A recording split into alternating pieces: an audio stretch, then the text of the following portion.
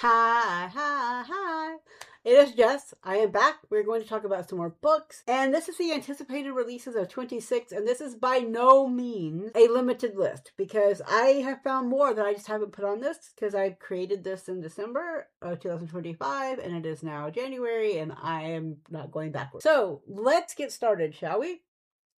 In January, I am looking for Enchanting the Fae Queen by Stephanie Burgess. I'm a Burgess fangirl. We know this. I really enjoyed wooing the Witch Queen. I enjoyed the Fae Queen when they were in the book, so with her book. So I'm very much looking forward to this whole, like, what's going on? How can this be different? And I think that's my only January release. Yes.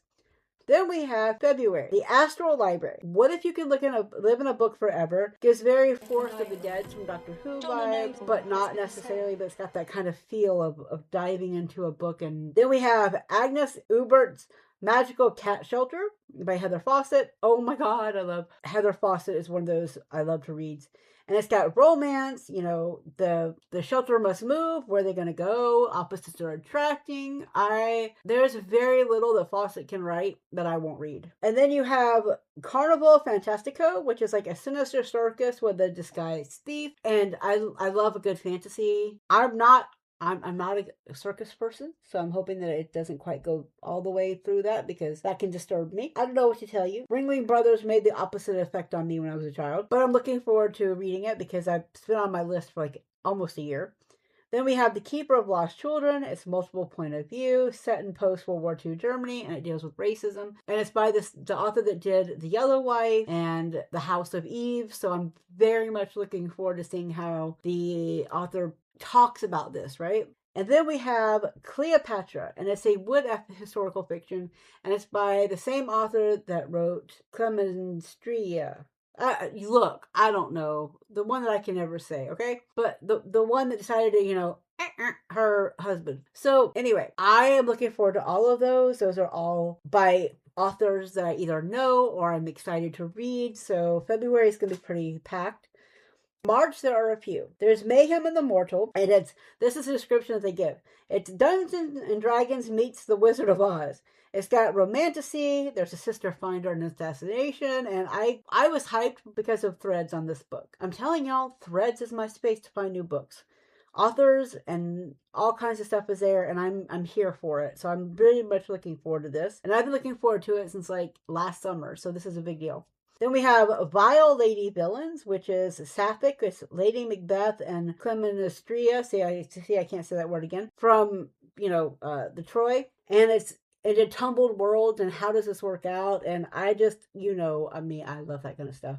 And there's The Faraway Inn, and this is by Sarah Beth Durst, and I'm pointing this out because my brain has a tendency to put Heather Fawcett and Sarah Beth Durst in the same grouping of books, and so I have to say it aloud and remember. And it's a YA, it's got secrets, it's got cozy fantasy mystery, I'm there.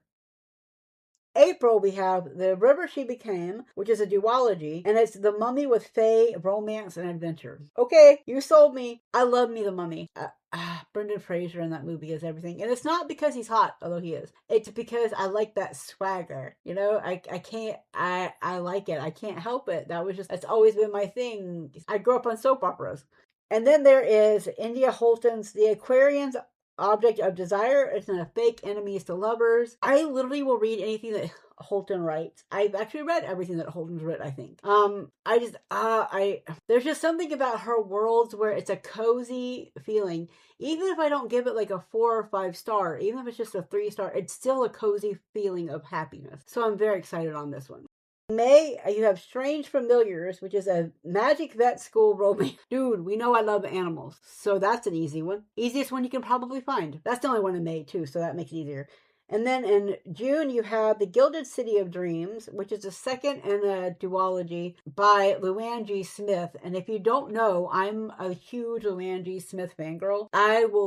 There's never been anything she's written that I haven't loved. I loved The Golden Age of Magic. I think I always get confused with age and era, but I love it. It's on my best of list. So it's just that good. And I'm going to enjoy seeing the magic set in New York City. It's A Pair of Aces Witches, which is a historical fiction, and it's women bringing down the mob, including a madam, and like I think a journalist. And I'm so here for that. I love a good plot downfall. In July, we have Sea of Charms, which is the third in the Enchanted Greenhouse series, Spell Shop World. And it's cozy fantasy about finding your crew, your family, and moreover, finding yourself. Okay, I'm there. Like, again, there's very little Durst can do that I don't want to buy. Okay, it's one of those instant things. Like, they're in there, like, Durst is in there with Kingfisher at this point, okay? And Holton. And then in August, there are two. There is Daggerbound, which is next in the Sword Heart series. Sorry, I got a little bit happy there. But I love that series. Like, there's only one book, it's Sword Heart. But I love the way that Kingfisher writes these stories and how you walk into a world that still feels cozy in the way of like walking into your living room, right? There's that feeling, and I can't wait to see what's going on because I've been waiting a couple years and people have been waiting for way longer than that before. And I love this series and I love this world. If you don't know, it's the same world that her Paladin series is in, so that goes together. There is Ione, which is a rewound destiny in a modern setting for a woman holding memories. And in this one, it's a Greek retelling. It's set in modern day, but only one of them has the memory. And so I'm very much looking forward to how this is going to come out, what's going to be going on.